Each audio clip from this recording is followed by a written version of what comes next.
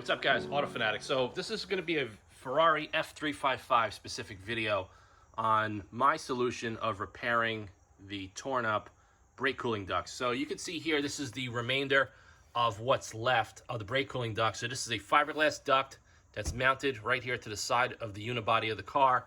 And you can see here that it's a round duct and it goes into an oval shape. So now when you look at this area here, on camera, you see this is oval and this has no steel corrugated lining inside here. This is a rubber sleeve that is an extension the way the factory OEM duct is manufactured. Now, if you look at the photos here, these are the pictures when I removed the ducts off the car when I did my wheel detailing video, and they were all torn up. Now, the ducts are 26 years old, and another high probability of how this happened is when the cars get flatbedded to and from the dealerships, they wrap the tow straps over the top of the control arms down to the bottom, and they must have wrapped it around the duct and tightened it and caused it to pull out over the years. So it's definitely very easy to happen, and I'm going to show you guys my little solution here on how to fix it. Now, something that I want to talk about is I searched high and low to get new old stock ducts for the Ferrari, the 1995 version. Can't find them anywhere in the world. I found one guy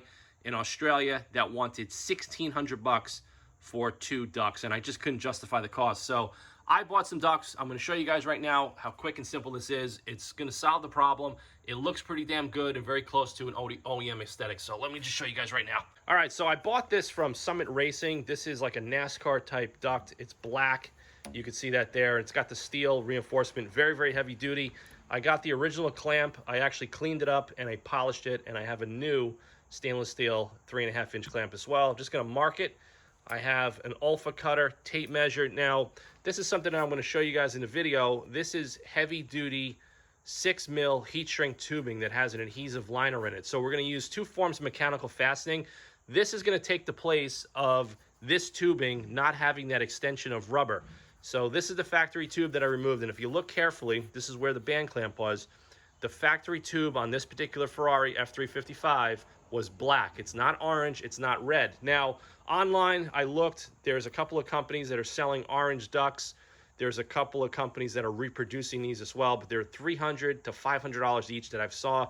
And like I said, it just wasn't correct for the car. This car has black ducts, and this is pretty much what I chose. Now, the reason I chose this brand over some of the other ones, they had like logos painted on, and I don't really want anything with logos. I want it as plain as possible and something that looks almost as OEM as possible. So it comes in a 10-foot length, like I'll show you guys here, and then you just got to pull it out of the box and cut it to length. So when I took out the broken ductwork, you can see it here on the floor, I measure about 12 inches in a relaxed state, and then I added a couple of inches in the rear and in the front to get it to connect to the factory ductwork. So I'm going to get the camera set up, and I'm going to show you guys start to finish on exactly how you could do this in under 30 minutes per side. Now, this has a very peculiar type of clamp. It's not something that you could unscrew. It looks like the clamp has a cotter pin that goes in there and it's twisted tight. So we're not going to be able to reuse that. So you're going to want to get yourself a good pair of cutters, and you're going to want to cut this off the car as carefully as possible. There we go. Okay. So we got the clamp released, just like that. You just want to go slow. And pull it off, and we're going to clean this all up as well. Okay, so you can see it's not round. It's got a little bit of an oval, rectangular shape to it, and this is the extension of the rubber tubing that is manufactured to the steel braided coil on the inside. So you can see where the coil stops here, and then this is what slips over. Because if it had the coil, you will never be able to slip it over this. Even if you got a larger size, you're never going to get it to conform to the shape. So that's why I came up with the idea of using the 6mm. It shrinks down from 6:1 ratio, and it has the adhesive inside. It's very expensive, that heat shrink, but I will put links and all the information. You could buy the heat shrink from McMaster Car, you could buy the clamps from McMaster Car, and you could buy the race duct tubing that I bought from Summit or Jegs Racing. So I'm just going to clean this up right here, and we're going to cut the tubing to size. All right, guys, so I got the tubing on the floor, and like I said, when I measured the broken section, it came out to about 12 inches. Then when I measured the rubber section that goes onto the oval shaped duct, it's about another 3.5 inches, and then plus I need a little bit of room in the front to connect to the metal shield. So I'm going to measure this exactly 16 inches in its relaxed state, and I'm just using a white colored pencil here to just mark this carefully. And then we're just going to take the razor blade and we're going to just cut it very easily. And this stuff that I got is really heavy duty, so this is a high quality 10-foot tube that you guys could use, and if you make mistakes you could do it again and again, and you could also use it on other cars that you may own. So we're going to take that there and then we're going to clip it. Okay, so put that to the side. So this is the section that we're going to be working with. Now, in order to get it on to the factory duct, you got to go in there carefully, and you have to remove some of the inside coil wire, like I just showed you there. You're just going to pull it. You're going to carefully remove it until you get a couple of inches of slack. Then we're going to take my tape measure, we're going to measure. We're just pretty much eyeballing it. So we got, all right, we got a little bit more to go.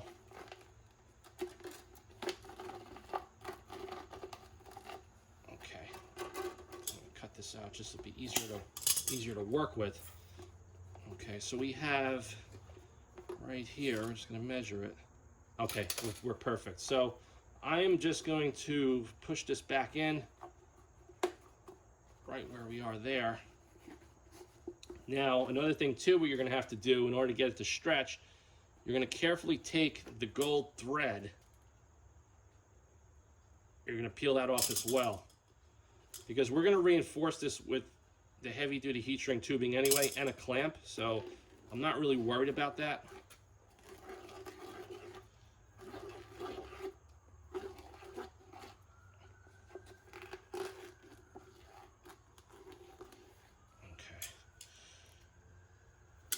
Okay, got that done.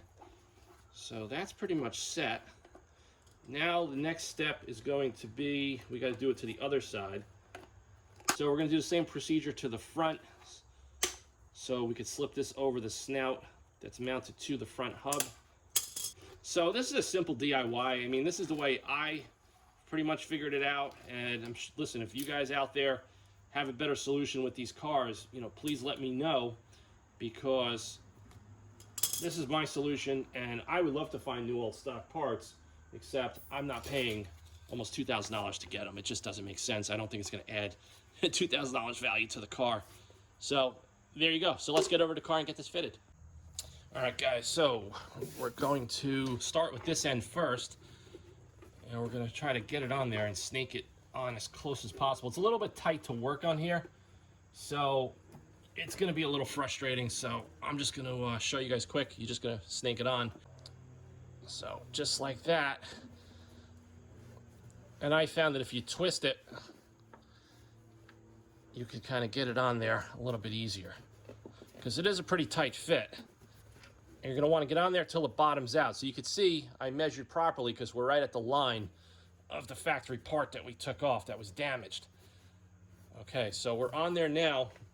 This is the extra thick heat shrink. We're going to slip that on this end, because that's what we're trying to do. I want it to look like a factory installation. Okay. And I was questioning myself too if the factory ducts were painted, but apparently they're not. So we're just going to grab my ultra heat gun. And we're going to heat this up. So it's going to be the first level of mechanical fastening of the new duct to the factory fiberglass brake cooling duct. All right, so that's fully cured the heat shrink tubing. Now we're going to slip the new, this is a 90mm clamp, just a standard worm drive clamp, and we're going to kind of put it in the same location where the factory clamp was. We're just going to cinch this down. And I was concerned that this clamp, or this style clamp, wasn't going to conform to the shape of this, but it actually does perfectly, which you're going to see in the video.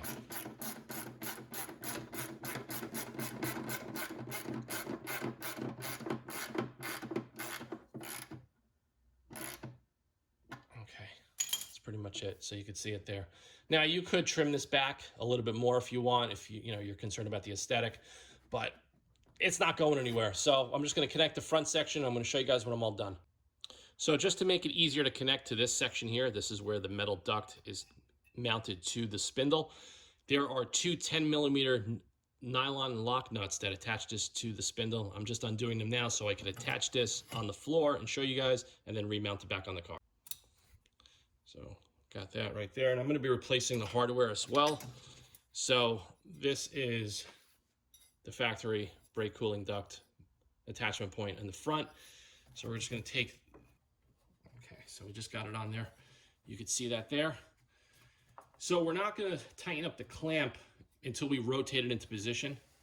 Like you see here, we're going to get this back onto the spindle behind the brake rotor, and we're going to snug it up.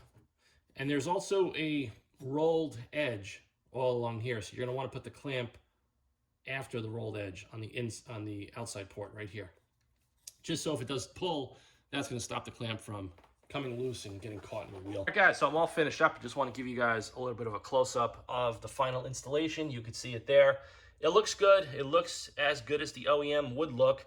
And like I said, it only took me about 30 minutes per side. And the little tip that I advise you guys, if you're going to do this yourself, you can pick up the materials, you could always email me, is the heat shrink. This is going to not only give it a mechanical fastening of the tube to the factory duct, it's also going to protect the duct from when you clamp down with the clamp, so you don't put too much pressure and crack the old original fiberglass duct. So hope you guys like this video. I will post a thread on Ferrari chat for anybody out there that's got a Ferrari and needs to repair their ductworks, whether it happened from old age or from a flatbed guy strapping, because what they'll do, they strap the straps all through the top, and then they will most likely wrap it around here and cinch it when it gets onto the flatbed to bring it to the dealer, and that usually pulls out the ducts and causes them to disintegrate, especially over time. So please subscribe to the Auto Fanatic channel. Stay tuned for more content, and I'll see you guys in the next video real soon. Take care, guys.